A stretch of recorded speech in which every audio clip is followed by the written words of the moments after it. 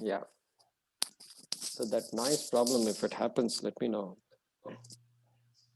We do hear a little bit of static, Jaykumarji, when you move.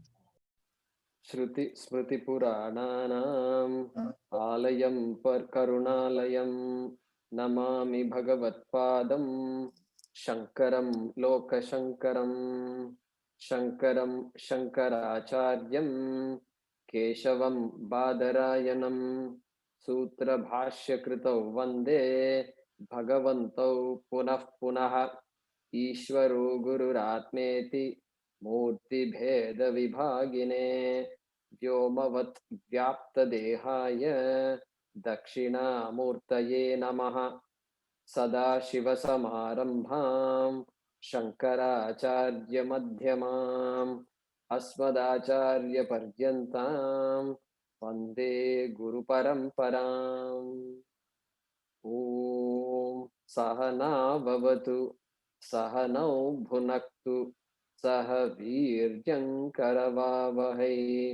तेजस्विनावधीतमस्तु मा विद्विषावहै ॐ शान्ति शान्ति शान्तिः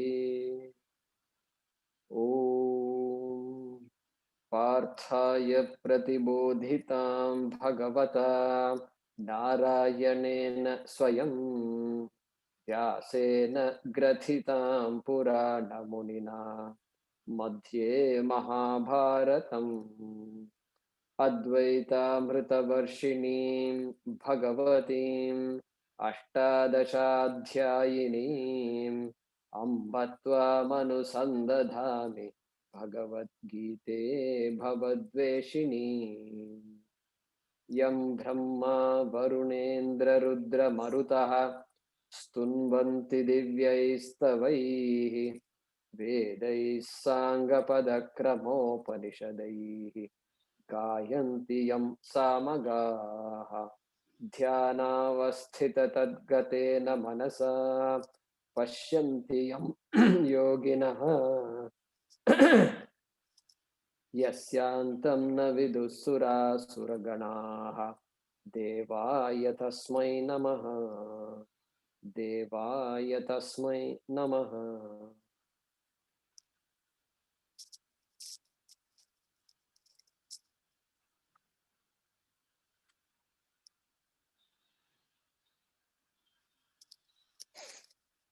Okay. So today we will be starting the fourth chapter, Chaturthodhyayah. So let's begin with a couple of shlokas here.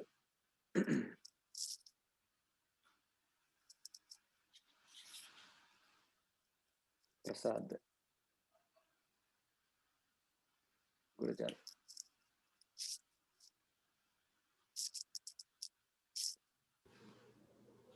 अथ चतुर्थोऽध्यायः अथ चतुर्थोऽध्यायः श्रीभगवानुवाच भगवानुवाच इमं विवस्वते योगम् इमं विवस्वते योगं प्रोक्तवानहमव्ययम् प्रोक्तवानहमव्ययम् विवस्वान्मनवे प्राह विवस्वान्मनवे प्राह मनुरिक्ष्वाकवे ब्रवीत् मनुरिक्ष्वाकवे ब्रवीत् एवं परम्परा प्राप्तम् एवं परम्परा प्राप्तम् इमं राजर्षयो विदुः इमं राजर्षयो विदुः सकाले नेह महता सकाले नेह महता योगो नष्टः परन्तप योगो नष्टः परन्तप स एवायं मया तेद्य स एवायं मया तेद्य योगः प्रोक्तः पुरातनः योगः प्रोक्तः पुरातनः भक्तोऽसि मे सखा चेति भक्तोऽसि मे सखा चेति Rahasyam hyetaduttamam. रहस्यं ह्येतदुत्तमम्. Yeah.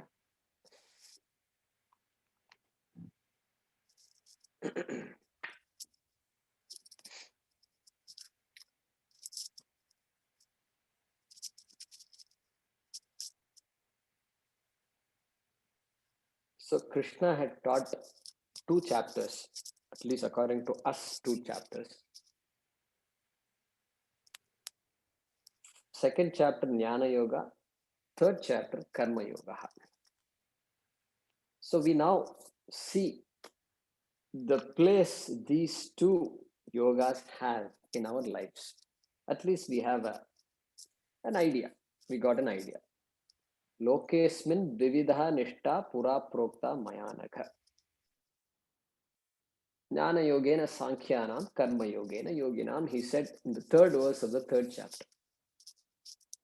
So that is an important statement, because having demonstrated that this Atma has to be understood, and not understanding Atma is the cause for samsara, and not understanding Atma is the fundamental cause for all agony in life. Even though we have so many things to blame, still fundamentally this is the problem. Having demonstrated that, then how do I go about my life then? Then, of course, one must know the Atma. If ignorance is the problem, there is only one solution, which is knowing, understanding. Knowledge is the solution. Jnanam, nahi jnanena pavitra. So having said that, then Krishna says, okay, jnana yogena sankhyanam. For those who can commit themselves to this knowledge, for them, it's jnana yoga. Exclusive pursuit of Vedanta. Exclusive pursuit of the Upanishads, study of the Upanishads. Exclusive pursuit of the study of the Bhagavad Gita. Jnana Yoga. That's called Jnana Yoga. Jnana Yoga means exclusive pursuit. There is nothing else major in my life. That is the idea. Such a person, there are people like that. And when somebody can say that, the person can go to an ashram, the person can isolate oneself from most other things and then pursue this knowledge. This is called Jnana Yoga. But then somebody says, no, Arjuna says, no, I'm not that kind of person. Although here Arjuna wants to do that. He wants to run away. He wants to go. But most people are going to say, wait, I like this, I understand it, but I have duties. I am a grahastha. I have children. They haven't even left home. They're still in 9th grade and 10th grade and so forth. And many more years to go. Yes, those duties are important. Krishna says, and that's why there is something called Karma Yoga. Jnana Yogena Sankhyanam, Karma Yogena Yogina. So then this idea of Karma Yoga becomes very important in our life. And most of us, Karma Yoga becomes very important. And so beginning to appreciate Ishvara in our lives, beginning to appreciate Ishvara everywhere, and then changing the attitude with which we do things. We are not changing what we do. We are only changing how we do things. Okay, that is the idea here. And that is Karma Yoga. So we spent a good chapter on that. So with these two, Jnana Yoga and Karma Yoga, the teaching is over. Teaching is complete. Essential teaching is complete. And so Jnana Yoga means retreat. It's called Nivritti. Nivritti Rupa Yoga. Retreat. I'm going to retreat from all activities. I've done my duties. I'm going to retreat. This is why all these things are called retreats, we all go for retreats, right? And retreat means what? What? You're retreating from life? Yeah, I'm temporarily retreating from life. Yeah, correct. So Nothing wrong. That's an important activity in our life is to retreat. And so Nivritti Rupa Yoga, sannyasa sometimes called, and then Pravritti Rupa Yoga, Karma Yoga means still active. I'm very much active, and there are so many things I have to do, and still I am studying the Bhagavad Gita. I keep Krishna's teachings in my view, and so these two are there. And so here Krishna is saying, what I taught you, Arjuna, is nothing new. Don't think I came up something special for you, for the battlefield situation. My dear Arjuna, all that. My brother-in-law Arjuna, he needs a gift, from me. And what can Krishna do? No, not like that. Nothing special. Krishna says what? Imam vivasvate yogam proktavan aham avyayam. I was the one who taught. You get up in the morning and chant Aditya Hridayam and worship Bhagavan Surya. That Surya, I was the one who taught that Surya. Imam Vivasvate, Vivaswan. Vivaswan is the other name for Aditya Devata. Vivaswan. So he says, I taught sun, the sun god, the famous sun god who was famous in Greece and other places also. That sun god I taught, he says. Proktavan. Proktavan means taught. Uktavan means told. Proktavan, Prakarshena Uktavan means I explained it very clearly. I taught this thing. I didn't simply chant a few shlokas and things like that. I explained everything to Sun. Sun also was ignorant. He was also moving around confused. And so I removed the confusion from the Aditya.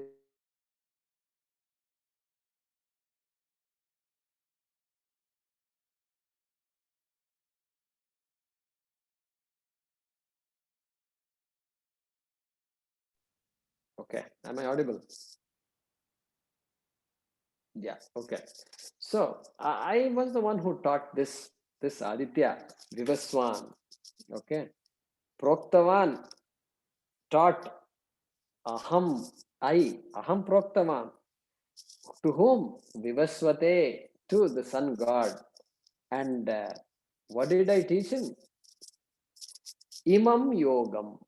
This yoga, this twofold, lokesmin vividha nishta, that yoga, twofold yoga, I taught Vivaswan.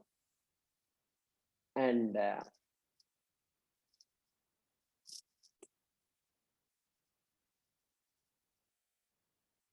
so he is already, Krishna is not like Rama and dotting the I's and crossing the T's. Krishna says, I am the one. I was there all along. And I was the original teacher. And I'm the teacher, that same teacher I am. So here Bhashikara comes and says, when Krishna says, I am the one who taught, did Krishna Avatara, did he come before also? No, before Matsya Avatara, maybe was there another Krishna Avatara? This question can arise. And no, he says Paramatma. So that same Paramatma who had taken the avatar of Krishna. And so don't take Krishna literally. Yes, Krishna is standing in front of Arjuna, no doubt. But Paramatma, original teacher, Dakshinamurti, all we have to bring. And because this knowledge is not different, same knowledge has not changed. And we are waiting for a new version. And even after so many millennia, a new version has not come. Why it does not come? Because this knowledge is unique. It is not like the science of bacteria or viruses, where knowledge constantly keeps improving. The coronavirus, we know some, and every day people are doing research, and every day the knowledge is improving. Why it's improving?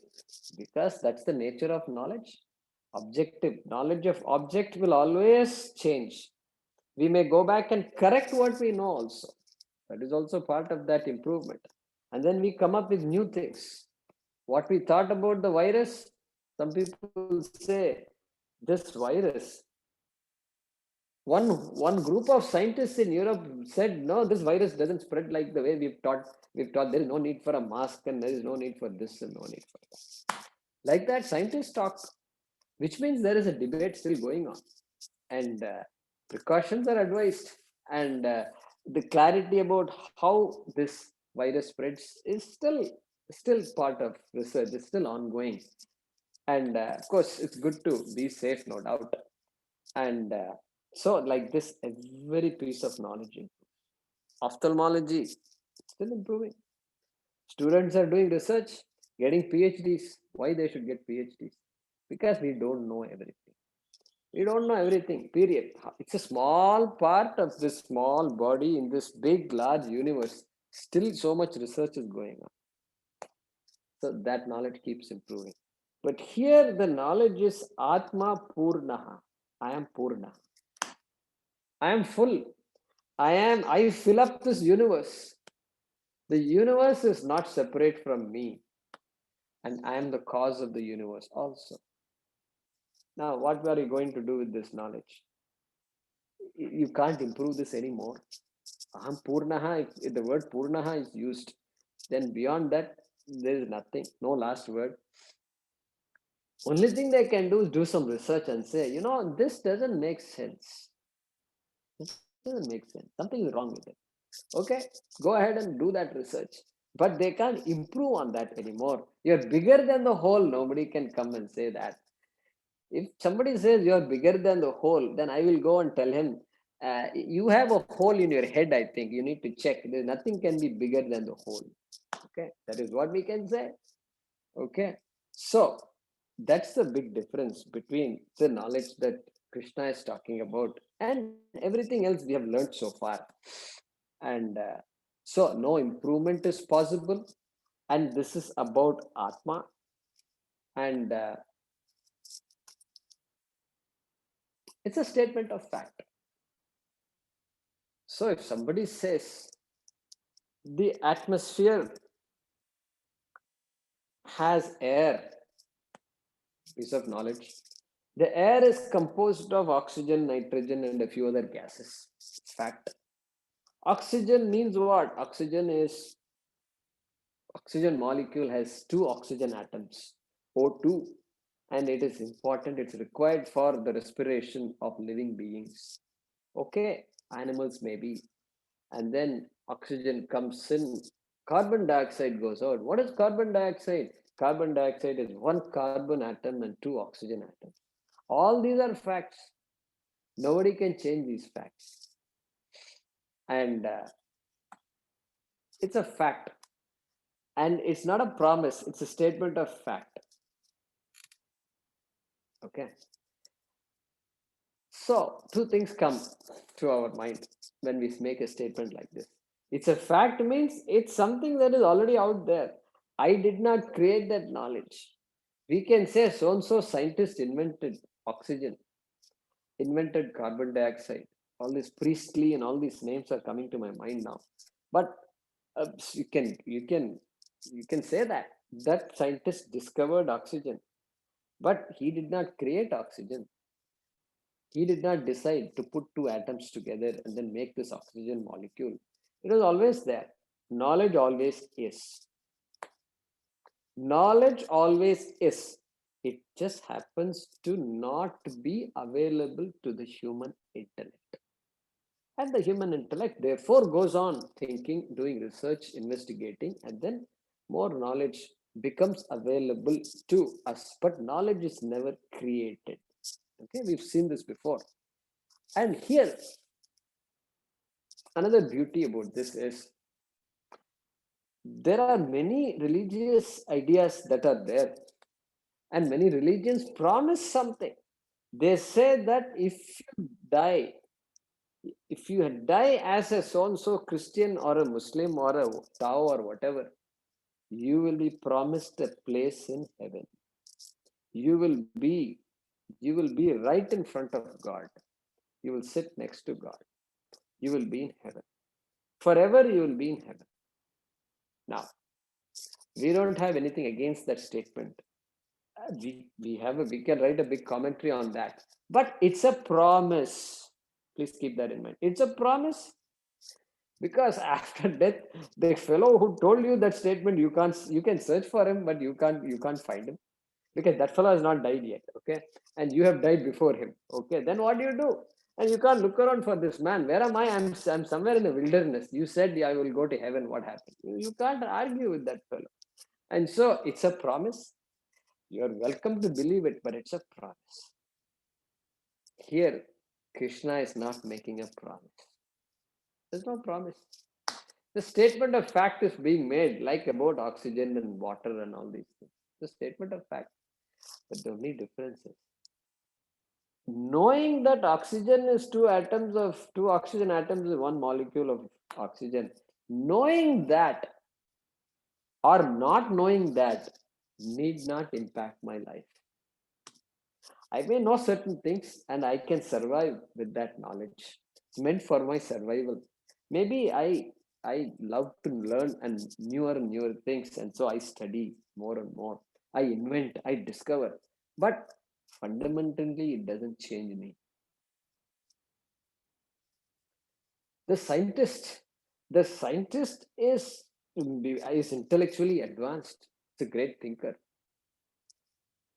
But the person can be emotionally very weak. The person can feel insecure about oneself. And he may say, I deserved the Nobel Prize. They ignored me. They've been ignoring me for the last so many years. And he could be frustrated. She could be frustrated. So intellectually accomplished scientist, frustrated scientist, depressed scientist. On the other hand, you can have an average person who is not into all these things, who doesn't understand all this, complicated words they use, pandemic and this and that, and what is it? Asymptomatic and this and that. They don't understand all these things. And they say, okay, I'll follow whatever you tell me to do. And I'll wear a mask. If you want me to wear 2 masks, I'll wear that. No problem. And they're happy and they're contented. Now, how do you this scientist can look at this man and say, my God, you're so happy. So scientists can be surprised. How can you be so happy? Well, I don't know. I'm happy. What to do? So this is the conflict we all have. And so there is the emotional maturity on one hand, and then there is this intellectual accomplishment. What is needed for this knowledge?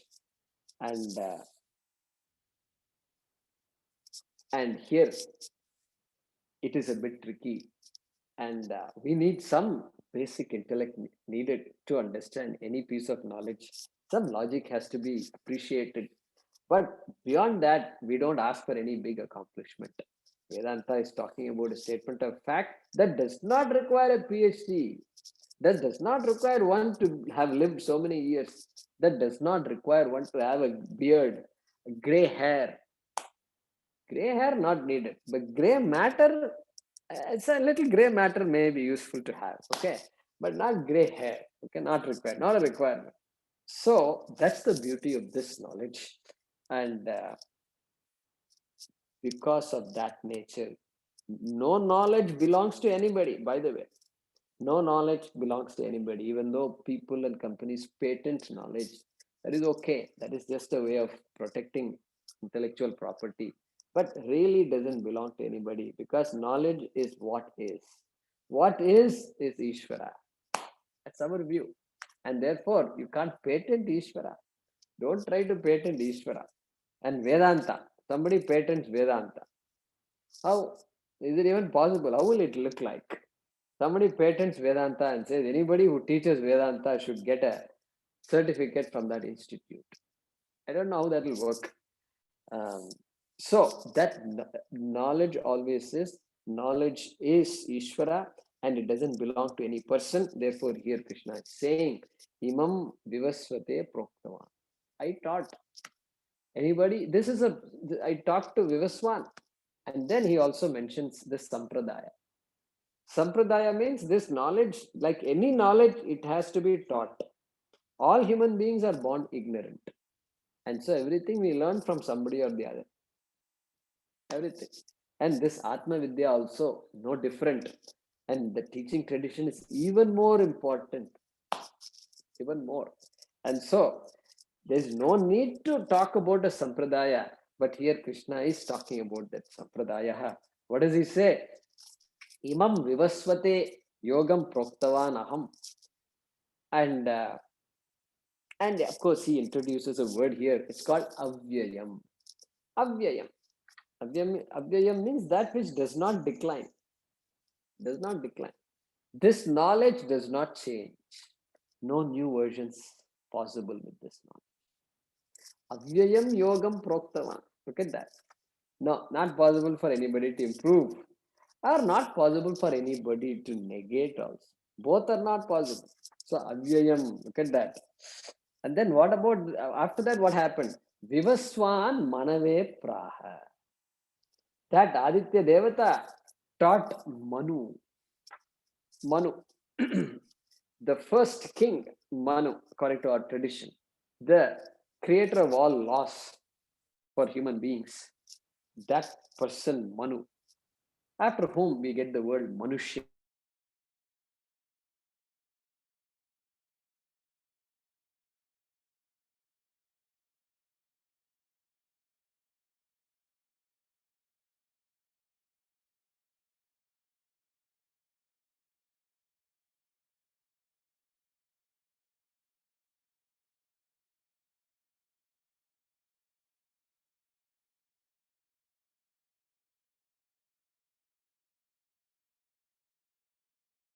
Manavakave.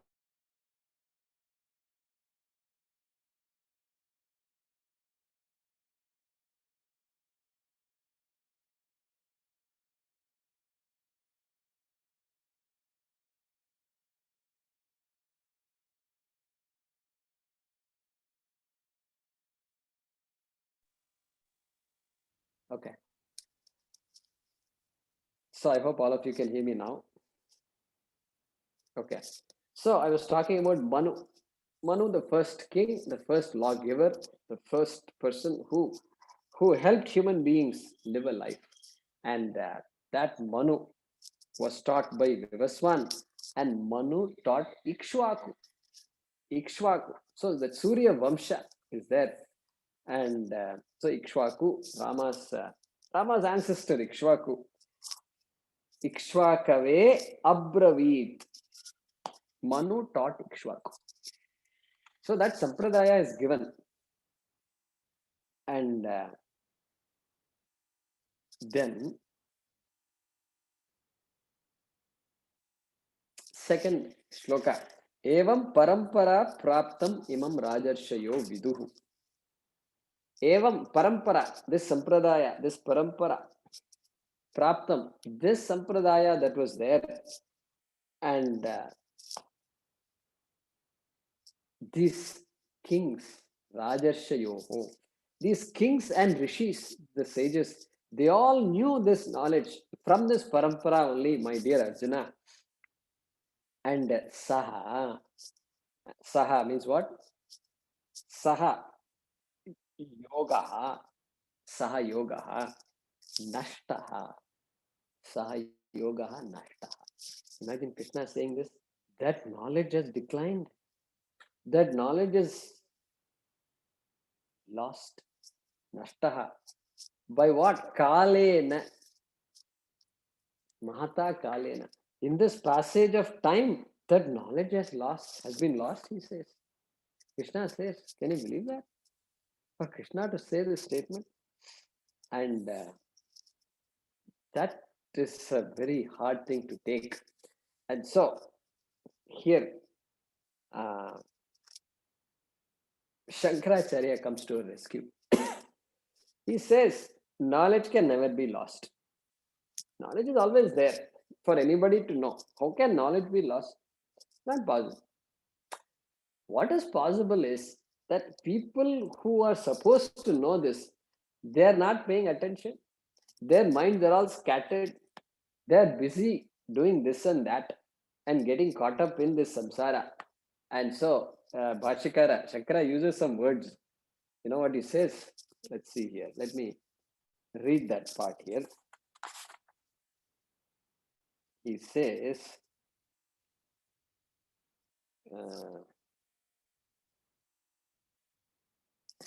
he says, Durbalan Ajitendriyan Prapya. This knowledge, when it meets with people who are Durbalan, who are weaklings, who are just, who don't know what's life all about. Durbalan Ajitendriyan. Ajitendriyan. He says, those who are lost in their sense world, in the sensory world, who have no mastery of their senses, and they are just caught up. And such people, if the knowledge meets such people, then the knowledge is as though lost, never lost, but as though the people for whom this knowledge was meant are not paying attention. They are lost. Like that, Shankaracharya says, Durbalan Ajitendriyan Prapya Nashtam Yogam. So never think knowledge is lost. Okay. He Parantapa, Yogaha Nashtaha. In this passage of time, this knowledge is as though lost. And he talks about Rajarshayoho. So Raja, kings. Kings means leaders, leaders of societies of those times. They also knew it. Very important. Janaka was quoted by Krishna, and Ashwapati is there. And our kings were all, they were all knowledgeable. They had people in their courts who knew this and who kept the kings properly governing the society. For the kings, the reason this knowledge is needed is because they must govern the society properly. Even for governing, you need this knowledge. Krishna is indicating that. Because the greatest strength of a human being is Atma Balam. Atma Balam. You look at Mahatma Gandhi and look at all their lives, and Aurobindo Ghosh, all of them, they study Bhagavad Gita. Because that is what sustains a person. Finally, you can do whatever you want, but finally, this is what is needed. You look at Narendra Modi, the way he talks, and he knows a lot. He knows so much, and he quotes periodically. He will quote the Upanishads. Satyameva Jayate. He quotes all these statements, and he tells us it's from this Upanishad and that Upanishad. So they are all aware. And good leaders have to know these things. Only then the leadership will work to the favor of all people. And so here, look at that. So here Bhashikara, Shankara says, Bala Adhanaya. So for the strength of these kings, and of course for these rishis also, this knowledge was taught. Like that he says.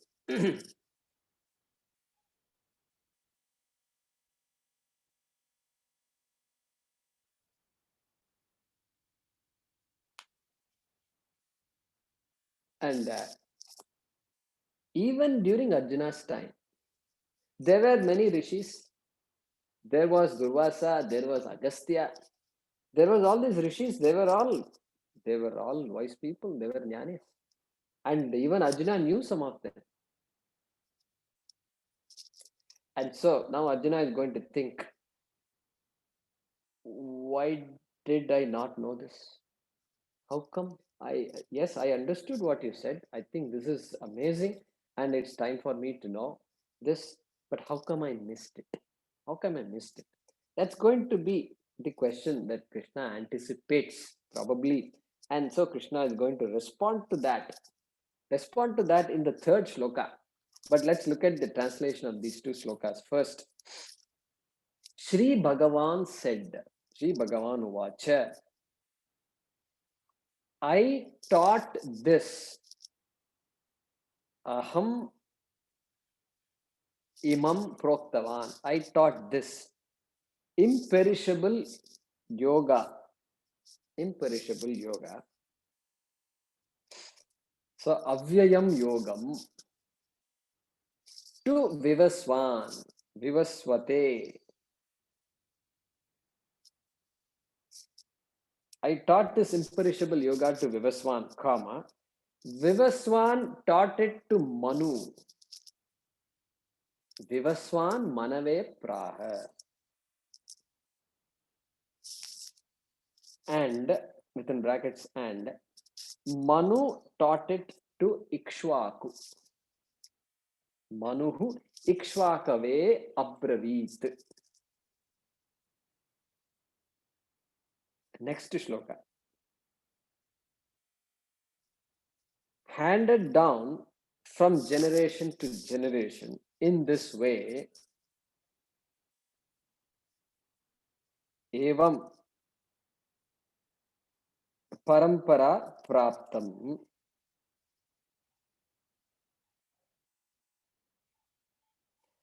comma, the kings who were sages knew it. The kings who were sages knew it. Rajarshayoho vidu.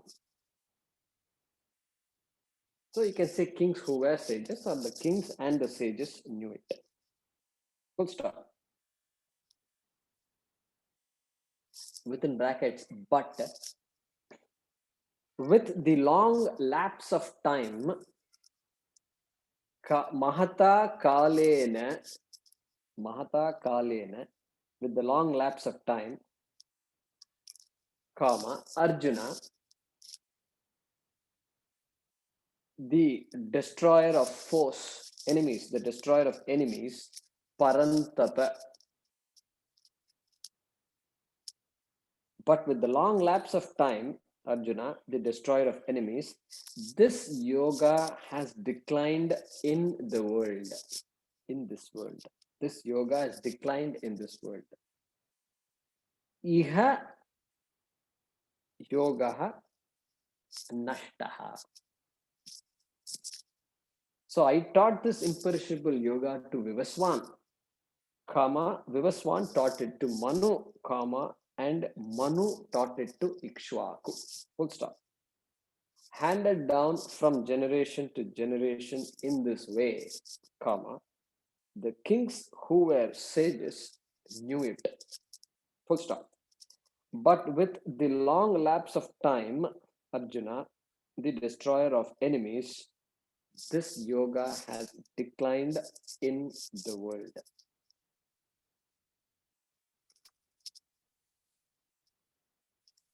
So now this potential doubt from Arjuna that I should have known this long ago. I should have known this long ago. Why are you teaching me this question, this right now? This battlefield, this war, is this a time to study Bhagavad Gita? This is Arjuna's question. So that Krishna is answering. Let's see what that shloka is. Okay. Anirudh.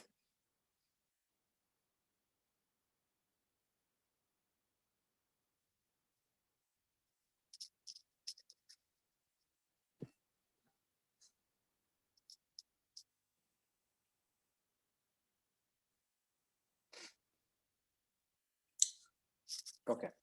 Sa evayam maya tedya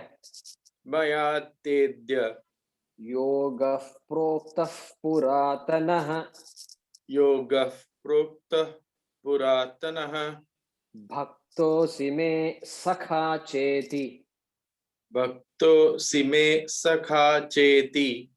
rahasyam hyetaduttamam.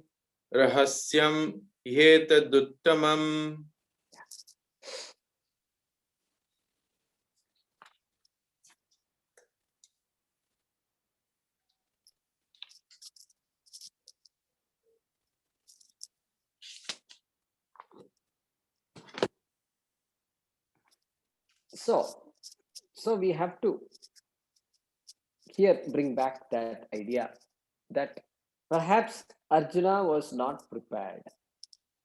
That is why Krishna did not teach Arjuna, or Arjuna did not ask Krishna to teach. That can be the only explanation. Because they spent 12 years' time. 12 years in the forest, 13th year incognito. And 12 years is an interesting period. The Jupiter in our Shastram, Jyotisham, the Jupiter takes 12 years to make a revolution. I think that must be true. Even science probably it's true. It takes 12 years to make a revolution around the sun. And so Jupiter, Guru Bhagavan, Jupiter is has an influence on the human being in the sense that it takes the person towards knowledge. Guru. That's why this Jupiter is also called Guru. What a connection that is. Guru. Guru also means heavy. Okay. Guru also means heavy, means important. So two words, two meaning to this word, Guru. So this 12 years, they always say in our tradition, whether you want to learn music, whether you want to learn a language, you want to learn anything, any skill, you must learn 12 years. You must learn for 12 years, they say. That's the tradition. And so this 12 years that they spent time in the forest, they didn't have anything to do. They were no responsibilities other than just survive, And so that must have been a good time instead of chatting about him and her and things like that. And this would have been a good time. Why now? Where this war is going on and so much noise, right? All this, we studied that in the first chapter. What did we say? All these conches were blowing and things like that. Tata shankascha bhairyascha panamalaka gomukaha. And then what? Sahasaivabhya hanyanta sashabdastumulo bhavat. All these people were blowing their conches and horns and things like that, and the shells and kettle drums were being beaten. And is this the time to study Bhagavad Gita? And Saghosho Dharta Rashtranam Hridayani Vyadarayate. The sound was so loud that the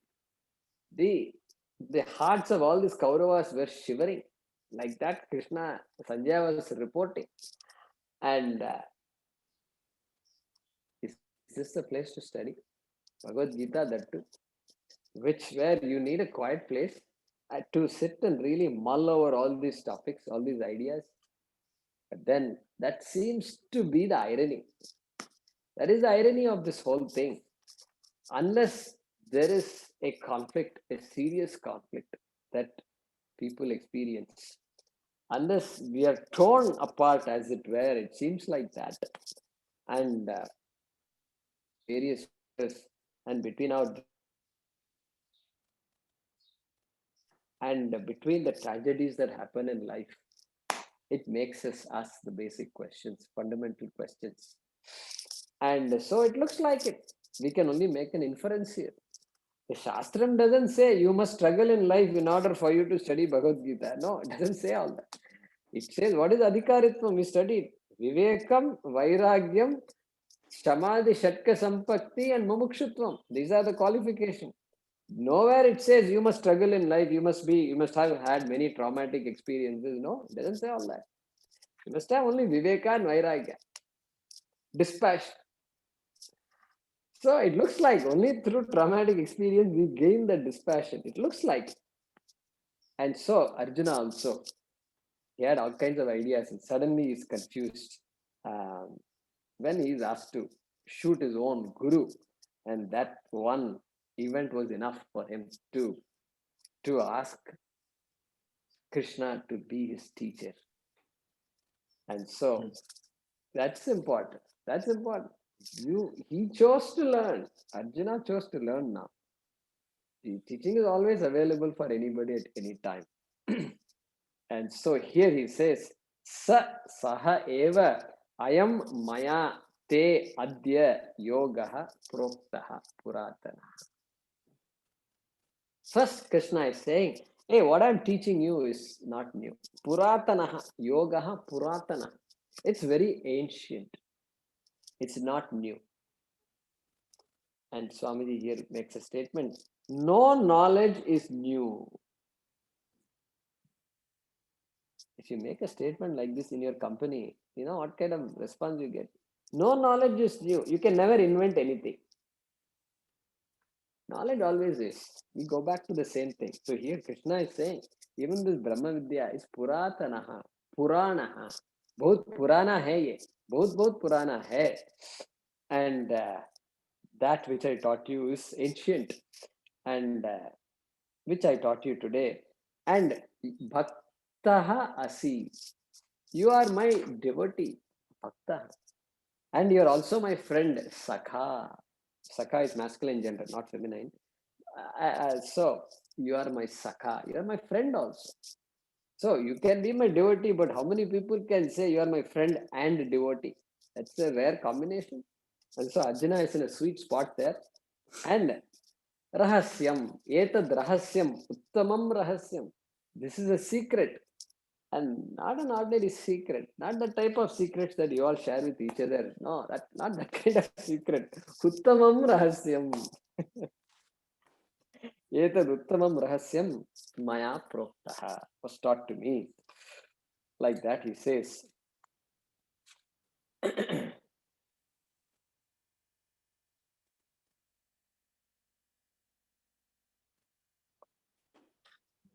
And he says, look at this. Adya. He uses the word Adya. Say right in the middle of the first line. Adya. Sa evam sa evayam maya te adya. Adya means today. Today. So if some of you ask the question, how long did it take for Krishna to teach Arjuna, Jaykumarji? Well, in our tradition, it takes years to study Bhagavad Gita. Okay, it takes years. And even if you study every day, it takes 3-4 years. Every day if you study. Okay. But here, Krishna has finished 2 chapters. And these 3 chapters are over, and now he's in the 4th chapter. And he says, what I taught to you today, he says. How will you interpret this? Okay. Today, now. That means it's moving fast. The dialogue between Krishna and Arjuna is moving pretty fast. Not like us. So, it's an interesting usage there. Adya, he says. And so Arjuna was prepared. I mean, he was a prepared man. He did all the things that had to be done. So he was grasping everything. Doubts were always there, but he was definitely understanding. And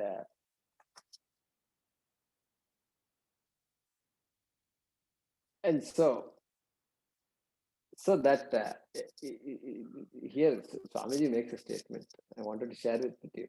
He says, you must, in order to talk about the infinite, you must have infinite time. You know, so you must have a lot of time to study Bhagavad Gita, right? If you're busy with so many things, and then Bhagavad Gita is just a small little thing, then it's harder. It becomes harder. You must have a lot of time to mull over it.